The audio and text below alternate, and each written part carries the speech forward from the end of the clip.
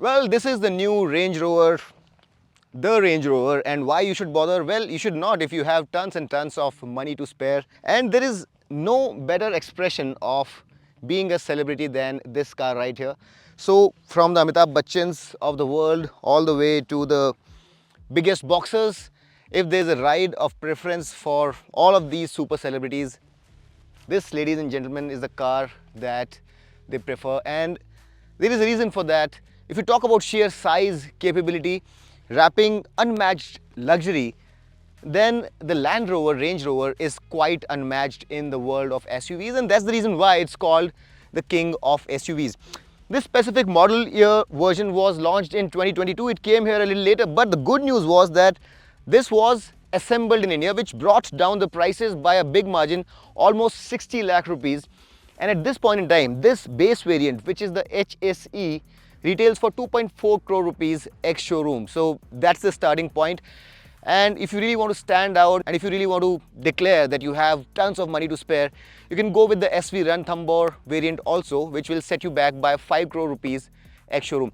Let's have a quick look at what this car is all about. Let's have a look at the front. And while this car maintains its silhouette, its iconic styling, what has changed is that it's a little more slippery, it's a little more elegant, and now in its latest avatar, this is the slipperiest SUV in its class in terms of the coefficient of drag, and it's very aerodynamically efficient. The lighting that you see here is very intelligent. This is pixel lighting, and this actually can throw its beam all the way to 500 meters. Of course, this is adaptive. You have this fog light here, you have the front sensors, you have the full ADAS suite with a radar module, a 360-degree camera, and the feeling that you'll get from the front of this car is very intimidating, yet very elegant and very sophisticated.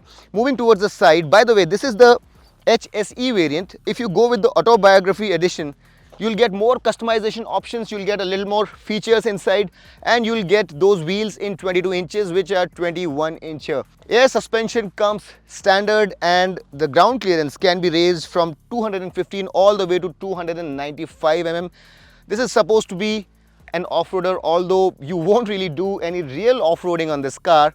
But if you went water wading, it can wade through depths of up to 0.83 meters. Just look at the height of this car, the length of this car. This really stands out, and while you're driving it from the inside also, while negotiating busy streets of Mumbai, you would find this quite a handful. I've driven all sorts of big cars, and let me tell you, this one is the most difficult to handle while you're negotiating your way through Mumbai city's busy streets, where you're surrounded by auto rickshaws and bikers who are constantly threatening you of scratching this beautiful paint, which would cost you a fortune if you were to repair it. Moving further back, you have these flush fitting door handles which come out. They're motorized. One more point of failure which is getting increasingly popular with all the car makers. And talking of motors, this car has motorized everything from the sunroof all the way to the rear curtains. A lot of things, including the cup holders also. It has a lot of motorized pieces, and I personally believe that the chances of failure with more number of motorized pieces is more. Moving further back, you would see the signature twin shark fin antennas,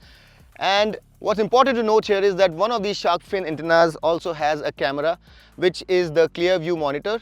So even if you have loaded this car up and the windscreen is covered, you still can have a look at what's coming from behind. And another party trick that this car has, of course, is this powered tailgate along with this split lower gate, which can double up as a picnic table as well as a seat if you want to enjoy the panoramic views while you're picnicking next to a beautiful lake. Now, the storage area here is also very generous, and if you're traveling out with your family, there is absolutely no dearth of space. You can carry big suitcases and go out for a month-long holiday. And what's really amazing is, although we don't have it here, but this car comes with a full-sized spare wheel with an alloy. So in case you have a flat, you have something very reliable. Also, you have quite a few buttons here. So you can use this button here to bring down the central armrest, which by itself is quite a massive unit. And you can bring down the tail area of the car itself for easy loading and unloading. Also, you have these two dedicated buttons to bring down the two seats on either side so that you can increase your loading area if you so wish. All in all, it's a very capacious boot and it's very usable, and it doubles up as a place to enjoy the great outdoors, something that this car is really made for. Now this here is the key to the car, typical Land Rover key, and you have these 4 buttons along with this hazard button here. But that's not just it, you also can have the car controlled with the app on your phone, and in fact this car can also be summoned using the app, and you can put it inside a narrow parking and bring it out using the app. Let's see the beautiful, wondrous, luxurious interiors of this car, which really make this stand out against everything else in its class. Unlock the car and the handles draw out, and just look at the size of this massive door. It covers the sill well below the point that you'll step in, and it makes sure that your precious clothes are not going to be soiled while you get off the car while going to a gala.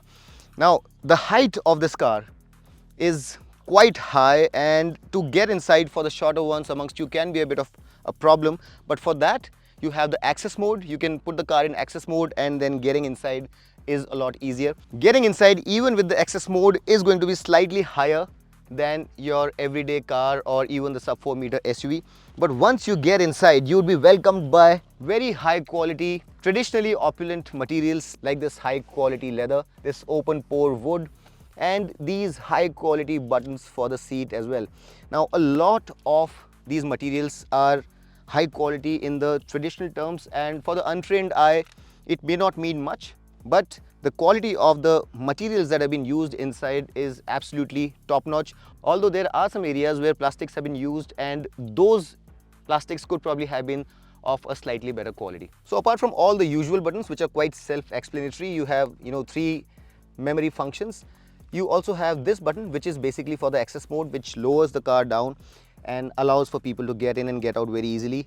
And as you can see, there is a generous amount of space available in the door panel for your wallet, cell phone, and a big water bottle. This car also comes with a 15 speaker Meridian system, and if you go with the autobiography edition, the speaker system there is slightly better than what you get here.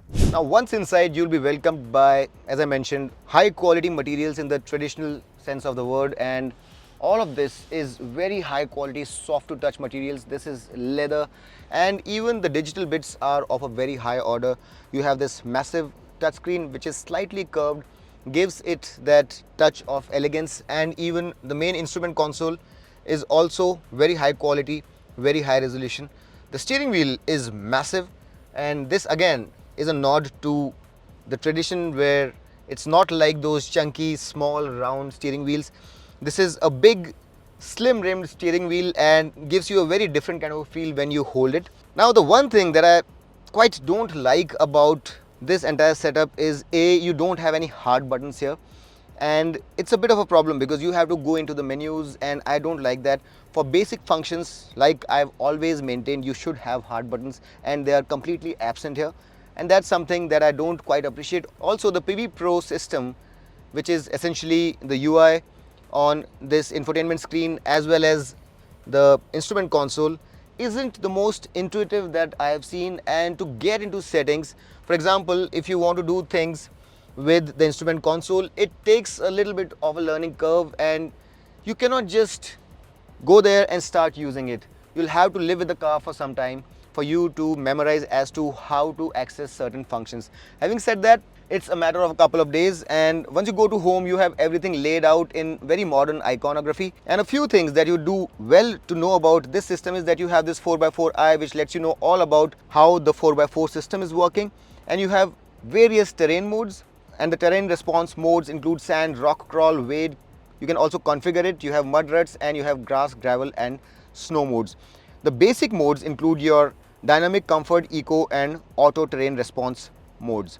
As I mentioned, you can increase or decrease the ride height. You have off-road 2, off-road 1, normal or access modes, and you also have wade sensing. So right now, since it's in access mode, the maximum wading depth is 0.77 meters. This also gets a 32 color ambient lighting. You have voice commands, you have park assist, and you also have an air purifier along with a deep clean feature which can clean the car completely. The air will be completely clean if you schedule it. Finally, the seats, both up front and at the rear, can be controlled using this screen here. These seats have massage function. They can be extended, they can be ventilated or heated based on how you want them. And these seats have some of the most extensive features across any model range. So as you can see, you can adjust headrest, your shoulders, bolsters, lumbar, cushion. So the configurability of these seats is absolutely mind-blowing. This car also gets active noise cancellation, so the ambient noises are very nicely cut, and inside it's like a church. You don't have any sounds from the outside coming inside. The panoramic sunroof is massive, and you have two different buttons for the blinds and for the glass panel, and this is how it functions. Talking of a few other features, you have a vanity mirror for both the driver and the passenger, along with illumination, and this feature is really useful. So the sun blinds can be used for both the front and the side window. The grab handles are finished in leather, although the headliner is of a very high grade but not leather. I very recently drove the G63 AMG, and the headliner on that car also was finished in Napa leather. Now coming towards the storage areas, as you can see, you have a wireless charger here under this open pore wood cover, and there is ample space here for a couple of wallets and cell phones, a 12-volt power socket. You also have these two massive cup holders which are adjustable, but they are just too deep. So if you're using a cup which is not too tall, these become rather unusable. Underneath this, you also have more space, a Type-C USB socket and a proper Type-A USB socket. As you can see, the drive selector also is finished in a very nice metallic finish along with leather on top, and it's a very stubby unit, very nice and classy, with an aluminum finish central panel. Then you have this massive armrest with a lot of space underneath, and it can probably swallow a small sized bag as well. You also have these armrests which are still finished in the traditional style, and you can adjust them to a height of your choice. Just look at the seats. They're really throne-like, and they can accommodate people of various different statures. There are two glove box compartments, one at the bottom and one at the top, and you have these physical buttons to open their doors. You also have a 12-volt power socket here. Unfortunately, you don't have any hard buttons for the primary functions like AC and audio here, and even for the volume you really have to get into the menu to increase or decrease the volume. Now this car also comes with a very nice 3D camera, 360-degree view, and you can choose the view that you want by clicking on one of the camera angles, and the resolution here is absolutely fantastic, and you actually can look at what's underneath the car also if you are going soft roading or off-roading. Now talking about the audio quality, well, the Meridian audio system on this specific car sounds nice, it's bassy, but the sound stage here is quite spread out, and the crispness or the deepness of the bass or of the bass or the crispness of the treble isn't quite evident to my ears, and maybe it's just me, but I would probably want to have a music system which is slightly better than what I get here. So that's one complaint that I have about this car. Right in front of my eyes I also have an HUD, so that's a great thing. And talking of quality, the quality abounds in places like this where even the paddle shifters are made of metal, but in some other places like this button here or this button here, the materials could have been of a higher order. Since this is a Range Rover, this is acceptable for cars from a lower segment, but not here. Especially some buttons at the rear could probably have been of a slightly better quality. But would you really be driving this car if you owned it? No, you would buy this car because you want to be seated behind the front passenger in the boss seat, and that place is where you can really lounge around. It is one of the most comfortable seats on any car anywhere with the most amount of space, and let's just go there and see what amenities do we have there and how much space and comfort is provided.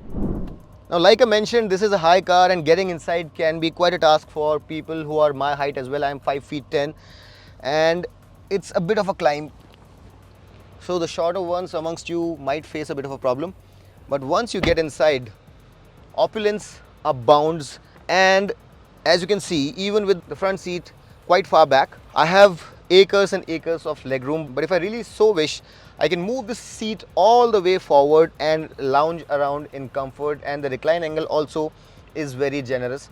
So if you are chauffeur driven, there are very few places, very few cars where you'll have as much comfort as this car. You also have massage function, the seats are heated and ventilated, and you also get your own private entertainment system in the form of these screens. You can connect these via HDMI connections and they are very high res, and you also get your own individual headsets to get entertained without disturbing your co-passengers. While these headphones are branded Land Rover, I must make a mention about the build quality of these, and they're quite heavy too.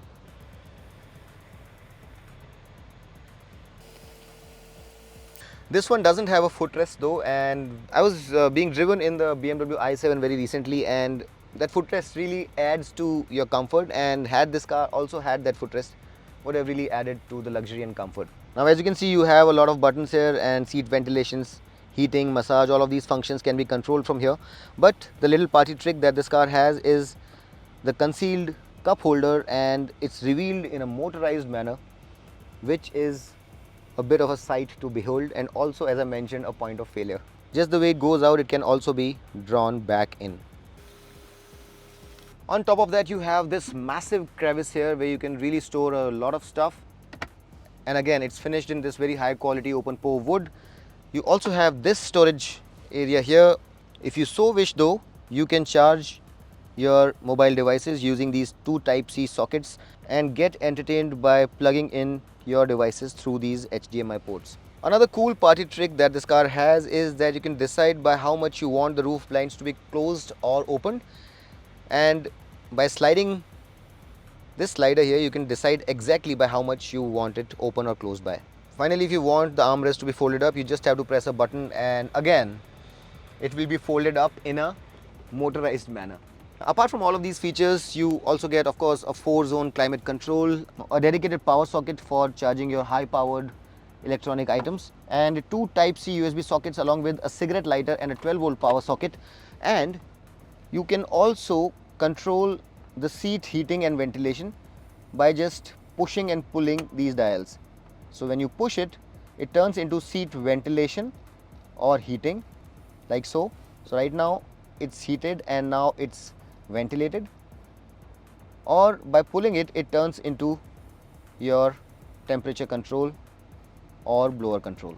To wrap things up, you can also control the reading lights, and you have a 3-way memory function for the rear seats as well on either end. Among the SUVs, this has to be one of the most comfortable seats that you will ever come across, and that's one of the reasons that this car is known as the king of SUVs, because despite being a proper off-roader technically, it wraps you with so much luxury and opulence, which otherwise is generally the dominion of your super luxury limos like, say, the S-Class or the Mercedes Maybach. Talking of Maybach, the only luxurious replacement of this car would probably be the Mercedes Maybach GLS, and that car is a lot more expensive than this one. At almost 2.6 tons, you would not expect this behemoth of a car to handle well around bends, and it does not disappoint. It's not exactly a sports car, but it holds its line rather well. Then you have the various different drive modes to choose from. You have off-road mode, you have the comfort mode, eco mode, and you have the dynamic mode as well.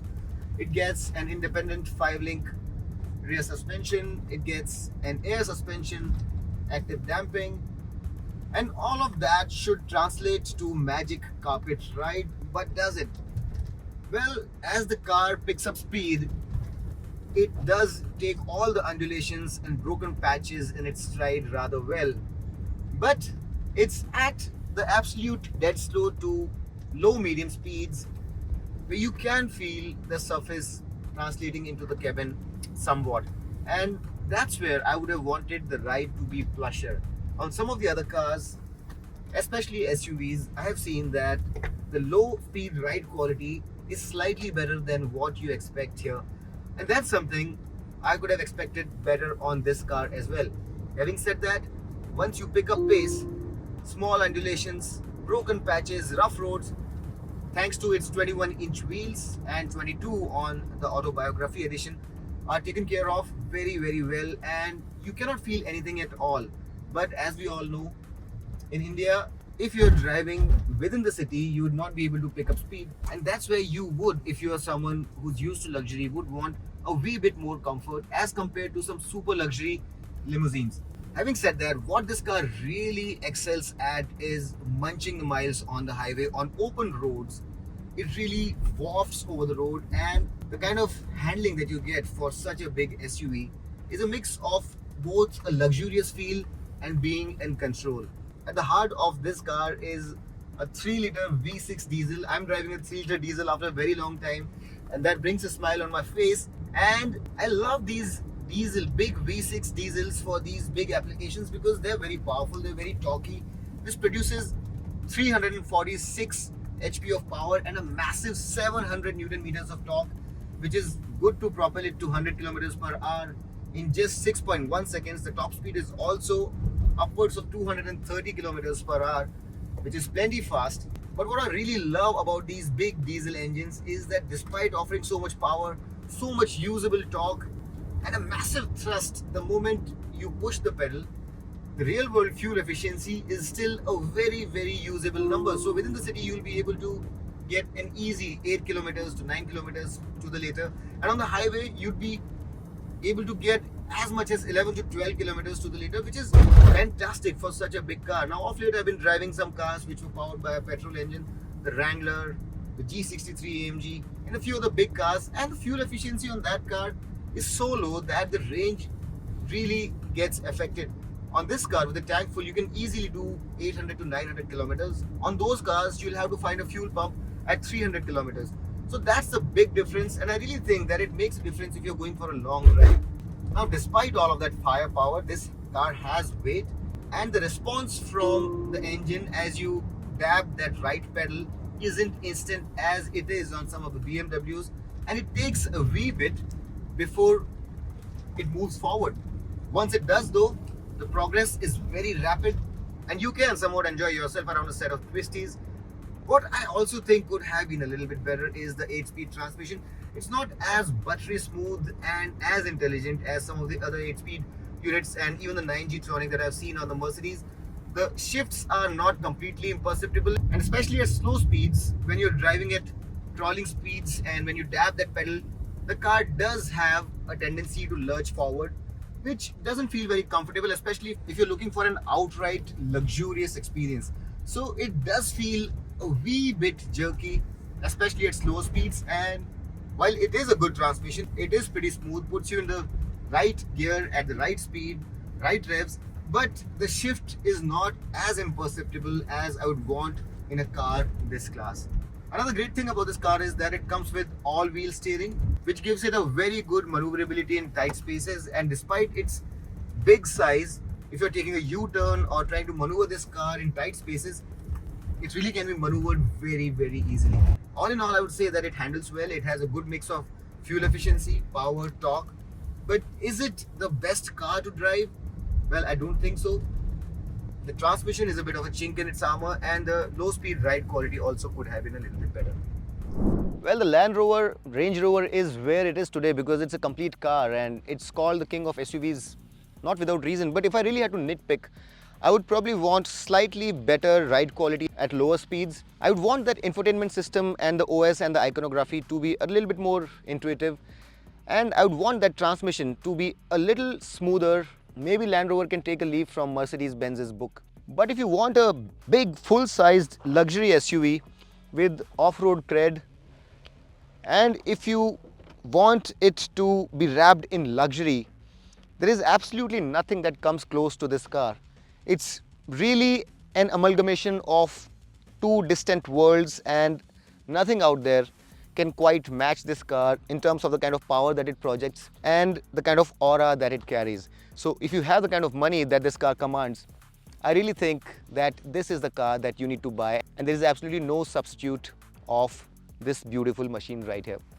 I really hope I was able to wrap this car up in a manner that it was interesting and informative for you.